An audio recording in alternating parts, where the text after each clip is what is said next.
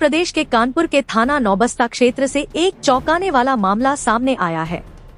करीब 7 वर्ष पहले 15 वर्षीय नाबालिग लड़की ने अपने जीजा पर छेड़छाड़ का आरोप लगाया था। शिकायत के आधार पर पुलिस ने आरोपी के खिलाफ मुकदमा दर्ज कर उसे गिरफ्तार कर लिया था। इसके बाद आरोपी को जेल भी जाना पड़ा और पुलिस ने मामले में चार्जशीट दाखिल कर दी। मामला न्यायालय में चल रहा था और करीब 7 साल तक इसकी सुनवाई होती रही। इस दौरान आरोपी जीजा को लंबे समय तक कानूनी प्रक्रिया और सामाजिक दबाव का सामना करना पड़ा। हालांकि हाल ही में अदालत में सुनवाई के दौरान मामला पूरी तरह पलट गया। पीड़िता ने न्यायालय में बयान देते हुए कहा कि उसने उस समय दवाई खा ली थी और उसे ऐसा लगा कि उसने सपने में अपने जीजा को उसके साथ छेड़छाड़ करते हुए देखा। लड़की ने बताया कि वास्तव में उसके साथ कोई घटना नहीं हुई थी और उसने भ्रम की स्थिति में आरोप लगा दिया था। पीड़िता के इस बयान के बाद अदालत ने पर्याप्त साक्ष्य न होने के आधार पर आरोपी जीजा को आरोपों से बरी कर दिया। बताया जा रहा है कि आरोपी व्यक्ति एयरफोर्स में नौकरी करता है।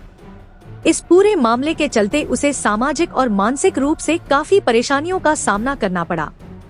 कानपुर से ब्यूरो रिपोर्ट। साली अपने जीजा के ऊपर आरोप लगाया था छेड़छाड़ का, और बाद में पता चला कि ये आरोप उसने भ्रम बस लगा दिया। क्या ये पूरा मामला था और कैसे इसमें ट्रायल आगे बढ़ा और पीड़ित इंसाफ? ये 2019 में एक एफआईआर दर्ज कराई जाती है थाना नौबस्ता में एक व्यक्ति के द्वारा, और वो व्यक्ति उस लड़के का ससुर था कि मेरी छोटी बेटी अपनी बड़ी बहन के ससुराल में थी, ऊपर सो रही थी घर में, तो उसका बड़ी बहन का हस्बैंड जाता है और उसके साथ छेड़छाड़ करता है। पुलिस बयान लेती है और सिर्फ बयान के आधार पर चार्जशीट लगा देती है। तब से कोर्ट में ट्रायल चल रहा था।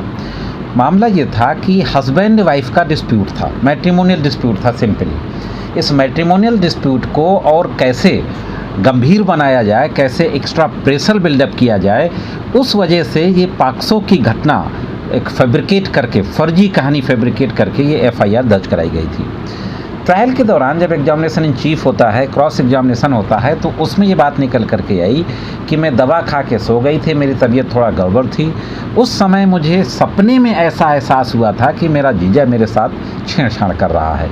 वास्तविक रूप से ऐसा कुछ नहीं हुआ था। वादी और उसकी बड़ी बेटी के द्वारा भी यही कहा जाता है कि भ्रमवश हम लोगों ने एफआईआर दर्ज करा दी थी। एक और बात है, जो विक्टिम हैं उसने अपने बयान में ये भी कहा कि मुझे तो पता ही नहीं मेरे पिताजी ने एफआईआर कब लिखाई, क्या लिखाया एफआईआर में, मैंने कुछ पढ़ा ही नहीं, उसको कुछ जानकारी नहीं थी। अब समझिए आप, ऐसी कोई घटना हुई है उसकी भी कोई जानकारी नहीं थी, उसने ये भी बात बयान में कही। तो इस तरीके से ये पूरा ट्रायल 7 सालों तक चलता रहा। लड़का जेल भी गया, एयरफोर्स में जॉब करता है, एकलौता लड़का है। इस क्रिमिनल केस की वजह से जो समाज में बेइज्जती हुई वो अलग, नौकरी में जो नुकसान हुआ, जो उसको प्रमोशन मिलना चाहिए था वो नहीं मिला, शारीरिक मानसिक तमाम तरीके का आर्थिक नुकसान हुआ वो अलग हुआ। तो ये रहा फाइनली 7 मार्च को न्यायालय ने, उसमें दोनों पक्षों के आर्गूमेंट सुनने के बाद 7 मार्च डेट फिक्स की थी जजमेंट के लिए। 7 मार्च को शाम के करीब 6:30 बजे न्यायालय ने दोषमुक्त का निर्णय दिया।